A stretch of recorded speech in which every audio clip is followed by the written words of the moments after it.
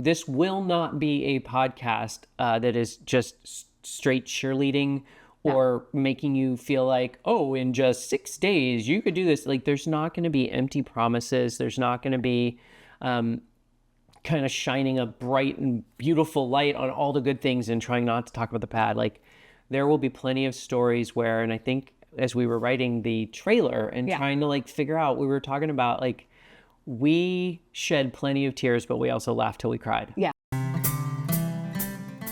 A wedding couple pays you once. A corporate client pays you for years or even decades. It's time to leverage your creativity, knowledge, and experience in a whole new market. Hi, I'm Don. I'm Emily. And we're the Mamones. Welcome to Hocus Focus, the magic behind your wildly successful studio. We've spent the last 20 years building a system to dominate the corporate market, so we could exceed our clients' expectations from Dallas to destinations around the world. Now we're sharing all of our secrets with you, so you can build a life and business you truly want, doing what you really love. Okay, on with the show. Welcome to the Hocus Focus podcast. So this is episode 1. Yes, it is episode 1. You heard the intro. I'm Don Mamone and you are? Emily Mamone. And we are artists and entrepreneurs for the last 20 years. Yes.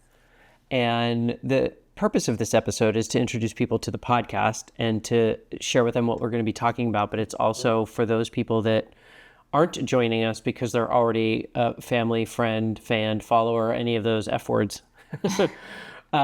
They don't know who we are. And so I think it would be really lovely for us to tell the audience who we are. What do you think about that? I love that idea. Okay, so who are you?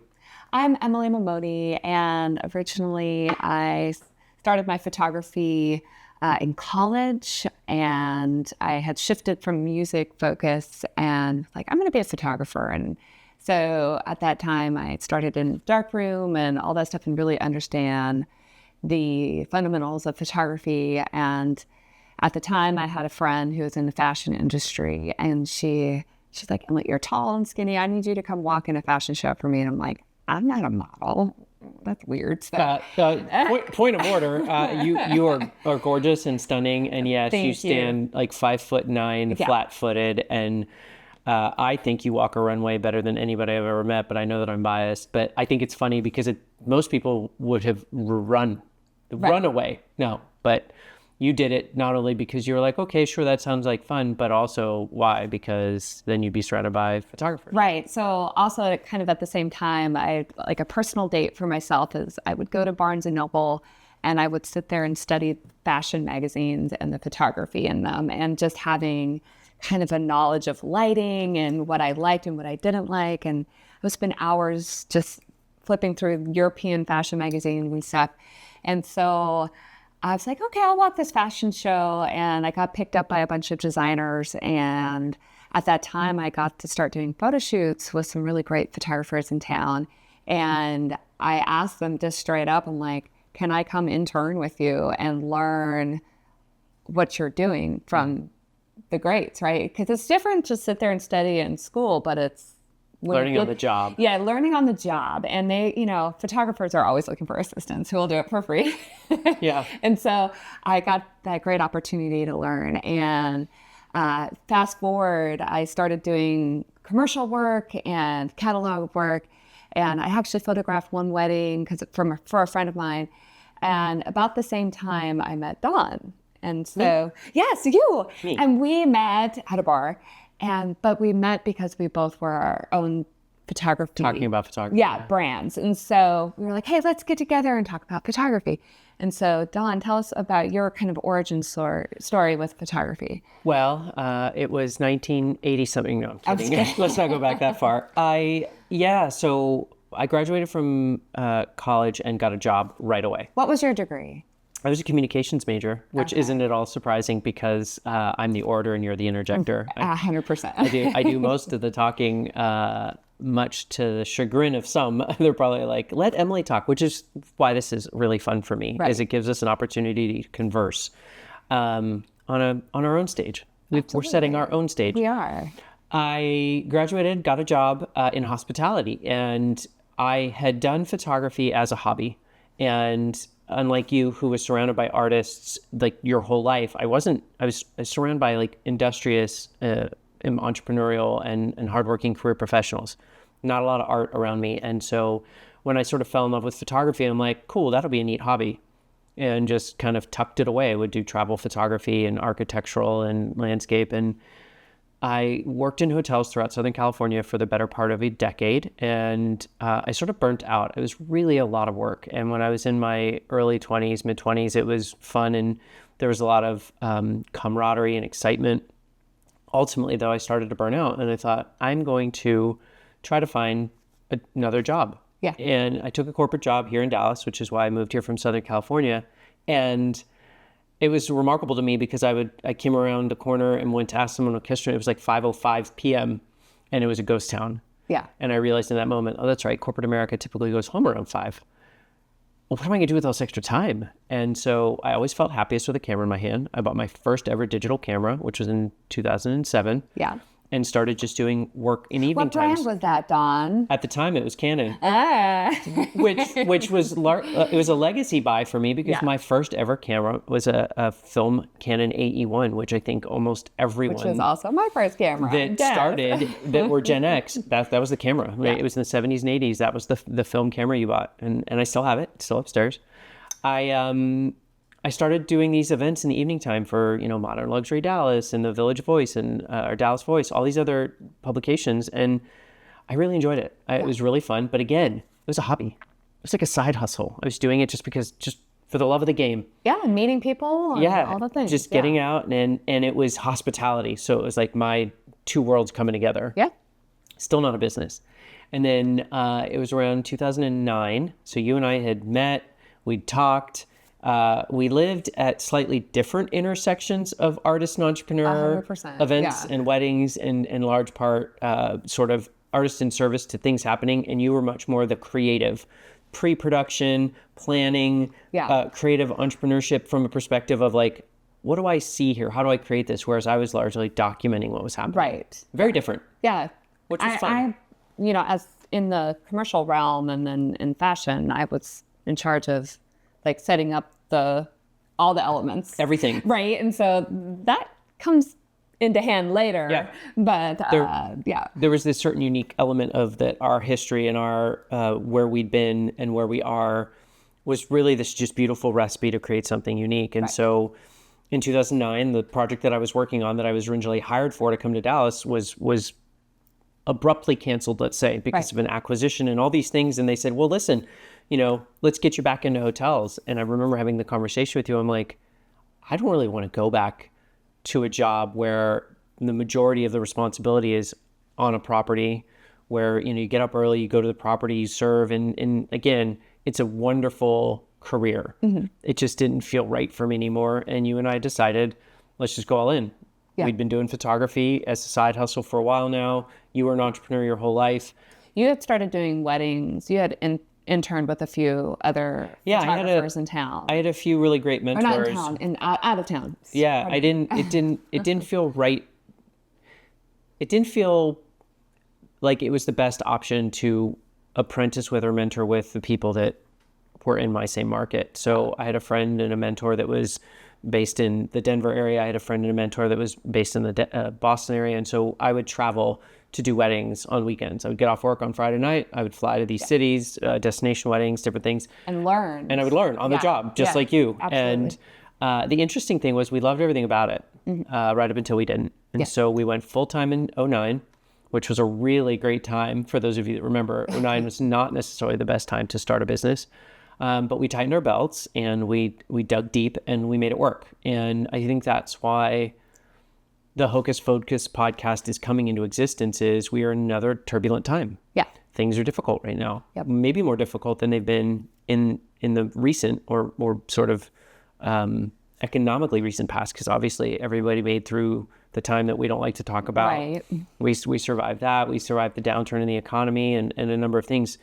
The ebb and flow of entrepreneurship is hard. And so we started in 2009, and I don't think we ever looked back. No. I think it was a struggle for me as a bona fide career-driven professional who got a paycheck every 2 weeks. You helped me understand and learn the ways of entrepreneurship. I had owned my own company for 10 years at that point, and so I understood the hustle. Yeah. And you got to go out and dig this stuff up, and it's not just always going to come to you. The faith that you had that it would always work out was really reassuring for me. So there's just so many ways in which we came together as the perfect pair to different skill sets coming together and creating magic. Creating magic. Yeah. Hence Hocus Focus, the magic. We created the magic. And we did weddings for 7 or 8 years. Yeah. And all the time we were doing other photo shoots as well. Just kind of filling little pieces here and there, but not to a great No, it was, level. 80-20, right? The lion's share of our revenue was in the wedding market, in the social market.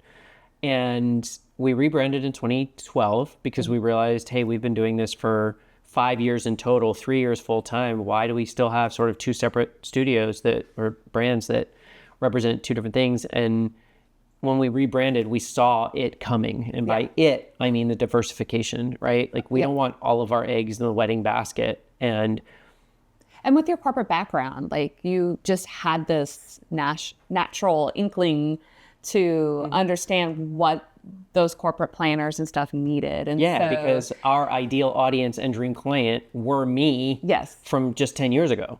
Yes. And so the knowledge base, the experience, it really lent itself to us responsibly and professionally adding this to the portfolio. Absolutely. And so when we rebranded in 2012, which we'll get into in another episode, was really just a beautiful opportunity to say, we're going to do this and that. And it's not this and that because we just want to make more money during the week, or this and that because it's easier. Yeah. None of those things. It was that we were strategically qualified and uniquely qualified to step into this different market. And by this different market, sort of the corporate photography. And let's just get one thing out of the way. Corporate photography doesn't mean just conferences or just this or just that. When we describe corporate photography, you and I, we talk about the fact that it's a business working with another business. Yeah. And typically in the wedding social market, the portrait market, you're working with an individual. Yeah. And I think the reason that is worth talking about is because I think there's a lot of common misconceptions regarding what corporate photography is.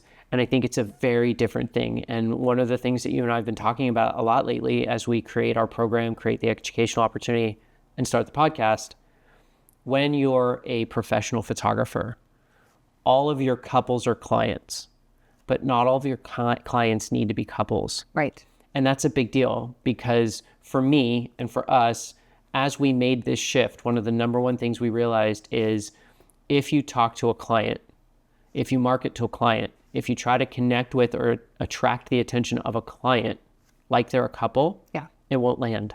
Right.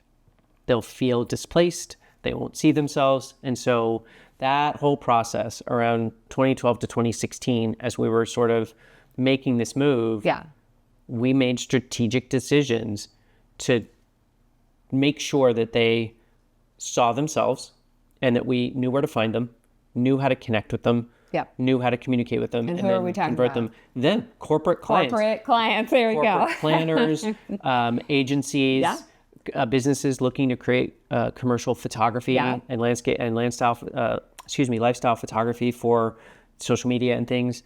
It was a really exciting time because as social media sort of jumped, there was suddenly this new need and want for scroll stopping images that were impactful that most people aren't innately able to create. Yes. You can do wonderful things with an iPhone, but only if you know how to use it. Yeah. And you can do wonderful things with a camera, but only if you know how to use it. And so we saw an advent and an interest in, hey, could you come in and take photos of our new menu, our new this, our new that? And so over the course of a couple of years, I would say, you and I started to see growth in that opportunity. Yeah. So we were doing less weddings and we were rising in our corporate. And why did that happen? Because once you find a corporate client, they're typically pretty loyal. Yes. And so we had, instead of destination... You need to do your job right. You need to do your job right. Fair enough. Right. You can't just show up in front of you guys in future episodes how to do that and what does that mean? Yeah. And it goes all the way from when you've sent out your first contract, you know, and then all the way to the delivery of said product, right? So we also started to notice that like the benefits outweighed the drawbacks, right? Absolutely. So suddenly it was, well, I don't know that I really want to do weddings. And admittedly, I think for some people, maybe they're weddings for life, and that's cool. Yeah, love that. Love that for them. Yeah. I think there's also people that are like, I don't mind doing weddings. I just don't necessarily want to do so many of them. And I think there's a whole other group. It's not on a spectrum, right? There's a whole other group. They're like, I don't really want to do weddings at all anymore ever, which is why we came up with the cute little URL sheddingthewedding.com, right? Yes. That came from this idea of sometimes that emotional labor and photographing weddings feels a bit like a weight. And you want to just kind of shed a little bit of it. You just want to maybe do a few less or charge a little bit more for all that hard work and labor. You know, we'll talk about this in another episode, but it's an emotional draw on you as an artist because you have a short amount of time to be able to capture something. And a social, you know, like a birthday party, it might be the same thing. And so in the corporate world, you typically have longer periods of time to be able to capture something. Yeah. Not, you know, for everything, but you know, if you have a speaker that's on the stage for 30 minutes, you have a little while to capture that shot where a first kiss is like, if we're lucky, 3 seconds long, right? So those are just some of the few reasons that... I mean, it's still stressful, don't get me wrong. Yeah, it's stressful. But it's just a different thing. And for me, I think that there's a lot of people in the industry that feel like more weddings, right? Even more money for weddings. And maybe that's not the solution all the time. Right. Maybe it's about different or better in some circumstances where you're doing something different or this fits better. Yeah. And so we set our sights on the shift, on the shedding of some of those weddings. What's been happening is we've had a ton of people come and ask us, how did you shift from this to this? And then at one point, one of our marketing clients was like, why aren't you guys educating young photographers on what you do? Because you guys are industry leaders in what you do. And we're like, I don't know. I think part of that... we started getting more and more questions. We're like, okay, I think it's time. Yeah, I think part of it is... And so last November... We don't think of ourselves that way. Right. Like, I love being an educator. I love to teach. But, you know, when you have a client, and we've had it twice. We had a client that's in the marketing space, and we've had a production person who basically said...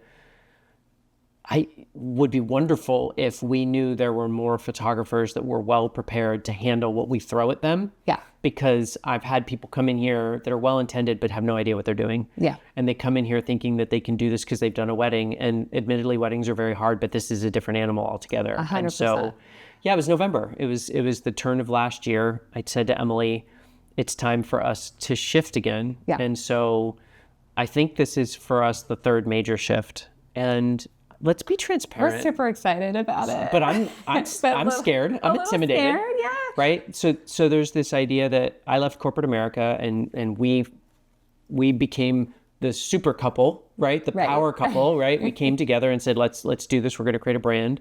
And then there was the shift from weddings to corporate. And it happened over time. We didn't just wake up one day and it's like, we don't do weddings anymore. It was amazing. It was a period of time that we worked towards. And then we said, you know, we won't really do weddings anymore. And we did our first wedding in a decade. Yeah. In August of this year, which was amazing. For one of our major corporate clients. For our corporate clients who met and fell in love. And now we are on the third sort of pivot or shift or transition because we have now 2 decades of knowledge and experience. Yeah. 2 decades of the ups and downs. Yeah. 2 decades of the ins and outs, the things that work, the things that don't, the things to try. And our podcast, we're going to talk about that stuff. We're going to talk about the great wins, and we're going to talk about the stuff that made us cry. Yeah. And wonder why we were doing this crazy thing. And so I think in those powerful stories, people get to learn, right? Mm-hmm. And learn from our mistakes and learn from our wins. And what's even better is we get to interview people in the industry that are just like the leaders of their game. But what industry? Let's talk about it. So I feel like because we are largely focused on photographers, videographers, and creative entrepreneurs, that they think, oh, well, you're just going to have a bunch of photographers. No. I mean, yeah, we'll have some photographers, some videographers, or visual artists, as we like to call them when you wrap them up.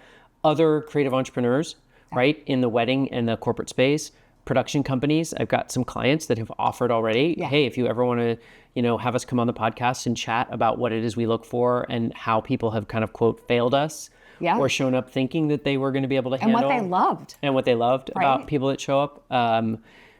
It's a really, I want this to feel like the safest possible space we can create for people to show up and in their own mind think, I'm afraid, I'm upset, I'm intimidated, as well as I'm super excited. But how do I do it? But how do I do it? Yeah. Because that's where we've been, right?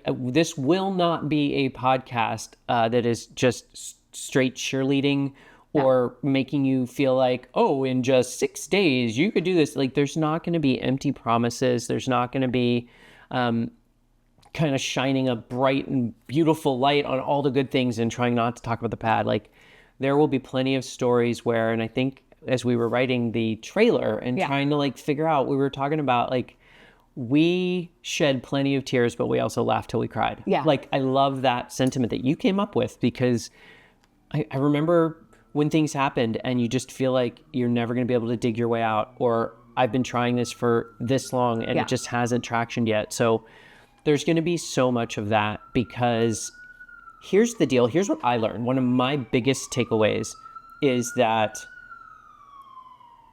the knowledge gap is the biggest hurdle. Yeah.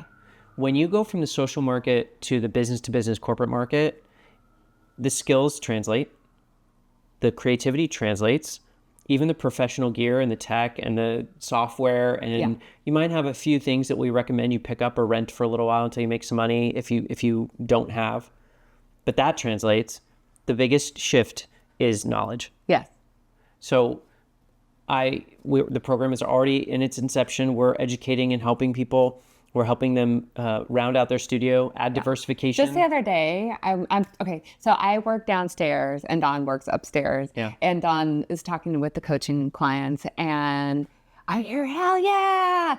And I'm like, oh, I wonder what's going on. Yeah. And so we got to talk about it later, but you want to tell us a little story? It was that everything worked. Now, nobody has a 100% conversion rate, and we all know that, right? There's going to be but people. But once you land that client. But once you land it, and it was so cool because the client had posted in our community, right? We have a little community where everybody can post their wins and ask questions, and in between calls, hey, I got this really great lead. I'm really excited about it. And I sent a reply right away, speed to market, you've taught us well, blah, blah, blah.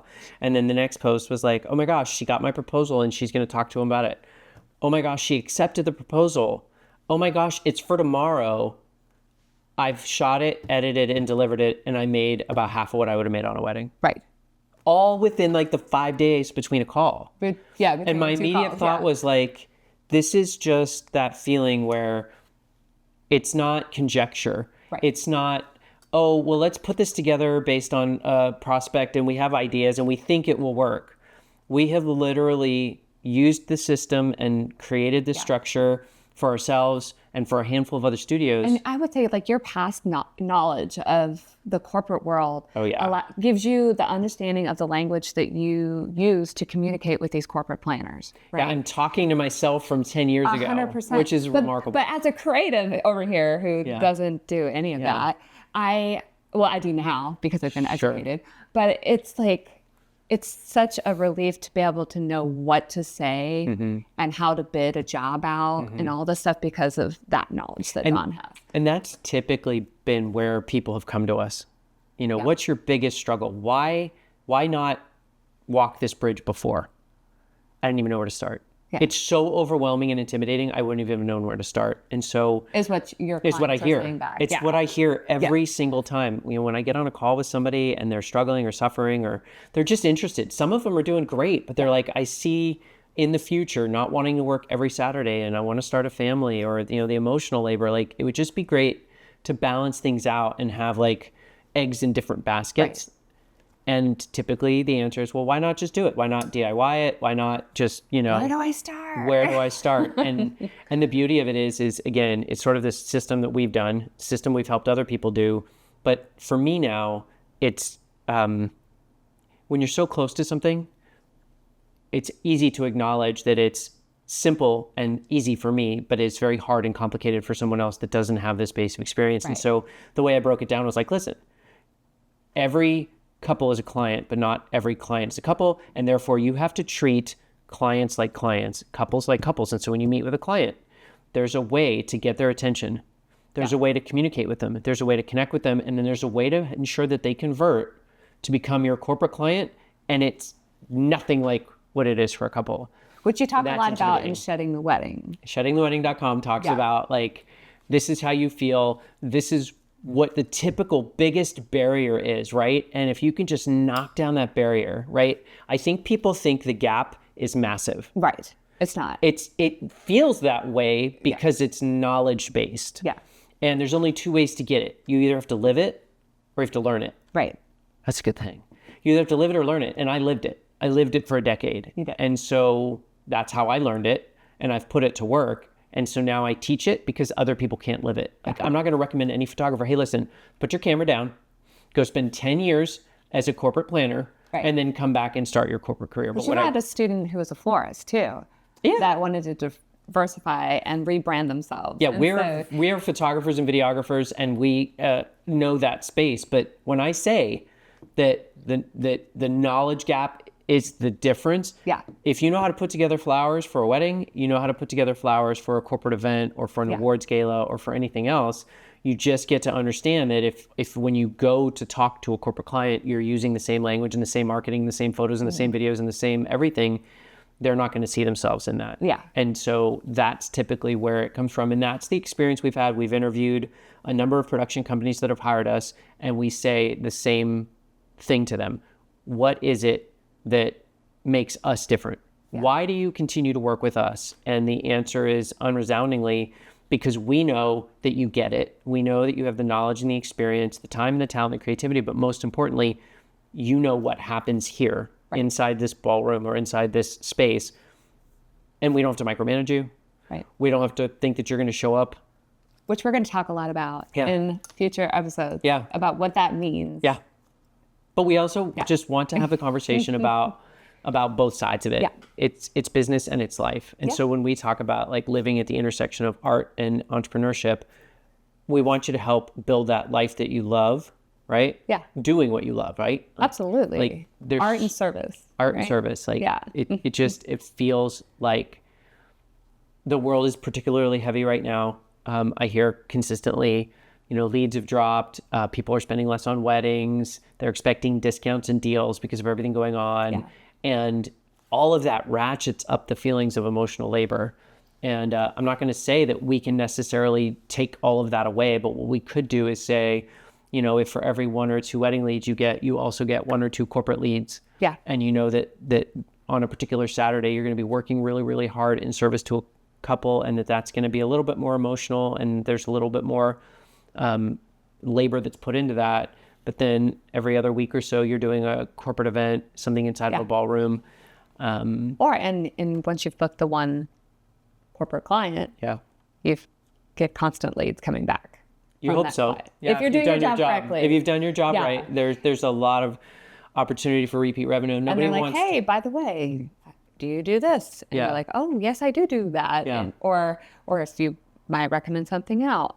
And so then you're helping your industry friends as well at that time, because they're coming to you as a subject matter expert, and there's a whole different thing to talk about there. So it's really exciting because I think that it's the beginning of something new for a lot of creative entrepreneurs. Yep. Whether you're running a studio or whether you're a planner or a florist, like this is a space where you get to show up and be like, I'm struggling, I'm suffering, I'm just interested, I'm curious. This is a place where we're going to talk about what it takes. And, for us, it was about having a family. Yeah. It was about not having to work every single Saturday. It was about, we worked together on a lot of those projects, and it meant time away from the milestones, missing things that we don't particularly want to miss. And so everybody's story is a little bit different, but there are certain commonalities that we can't help but notice. And I think that I'm going to get a little deep, which I tend to do. I feel like it's on my heart to do these things for these people because, number one, I think that it's a younger person's game, photography in general. It's physical and I love doing it, but I want to help encourage other people how, because they didn't have the benefit of the experience I had. Right. And what an amazing sort of ability to say, hey, I spent 10 years learning the stuff that I can now teach you to help you go on and make more money, doing a little bit less emotional labor. It's not just 10 years in the corporate world. It's 10 years there. And then it's our 18 years of photography. Sure. Applying said information. Yeah. So you guys get to learn from that 10 years, but you get to learn from the 18 years of applying it and how it's put us at a different level than we would have ever imagined, right? Yeah, when your client tells you that you're an industry leader, it really takes your breath away a little bit, and you're like, are we? Cool. Okay. That's a pretty neat acknowledgement from somebody that's is good at what they do. And they're like, you need to teach. And we're like, okay, we're going to teach. So, and here we are. And we're also going to have a lot of fun. Yeah. I think that one of the things that we get to acknowledge is, and again, like my gratitude is off the charts on most days, right? You and I have had each other. We've laughed together. We've cried together. We've weathered storms together. We've celebrated milestones together. Not everybody has that.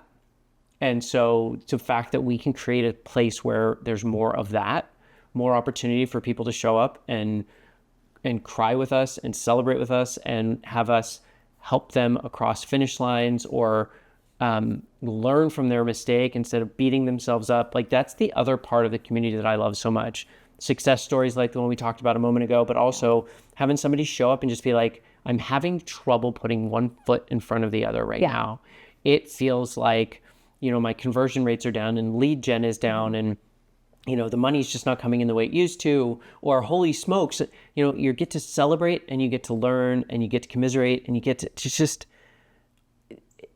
there are so many people out there, I think, that feel like they're alone or that they're the only one. Yeah. And the fact of the matter is we're all in this together. And somebody recently said, that the old saying of like, oh, we're all in the same boat just seems reductive. And they rephrased it and said, we're all in the same storm. Some people are in yachts, some people are in boats, some people are on rafts, and some people are just swimming.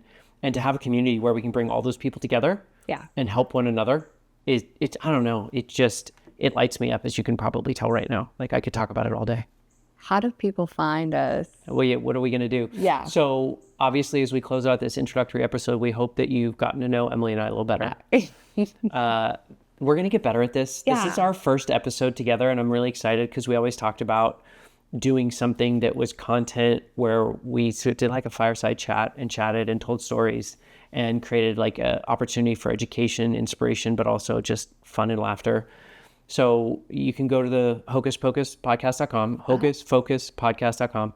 You can find us on Instagram and Facebook and all the different places. We are at the Mamones everywhere.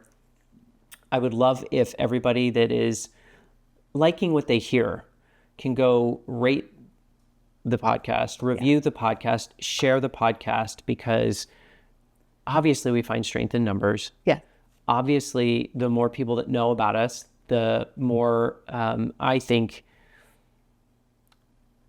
I don't want to say easier, but it is easier to show up when you know you're having a massive amount of impact. And I don't know if I've even mentioned this to you, but I feel like there's a day and a time when maybe there's moments where the show is a call-in show and we find a way, because I don't want this. Cool. Yeah. No, you didn't mention that. I don't want this to be like unidirectional. No. I want our community to grow, and I want to support. Or they can just type in the feed and ask us questions. Yeah, you can ask us questions in the comments. I want recommendations for future episodes. Yeah, they're like, I've always wanted to learn about blank. Yeah. How do you figure out this? Like, we're going to be bringing tips and tricks and tools and stories, but if there's something specific that is on your radar, something you've always struggled with, then we want to hear that. Lighting, right? Lighting's a whole thing. For a lot of people. You're going to a dark, dingy ballroom in a city that you've never been to, and there's no way for you to actually kind of check out the space before the conference, and you were promised this great lighting, and you get there and you're like, oh no, this is horrible. This isn't going to photograph well. It looks okay, but it's not it looks fine. But as it has huge yellow cans and stuff. Like we're going to be like, how do I make this look not like this? We're going to be talking about that stuff. And so I think that as we wrap up today, it's important to acknowledge that this is a community, that we want to create a space for people to learn and to grow together. If you're one of those people that's really excited and interested, you can go to sheddingthewedding.com. You'll see a fun little video I created there to try to help you understand a lot of what we talked about today, the how, the what, the why. Give us a follow in all the places. Yeah, so you don't miss out on future episodes. Yeah, we want to make sure that we meet you where you're at. Yeah. We provide you with the information that you need, and that we have a little fun while we do it. So here's the wrap up. I'm Don. Emily. We are so happy that you're here. You can go visit hocusfocuspodcast.com. Yep. You can find us on every possible streaming platform that I could find. We're out there, and we're on all the socials.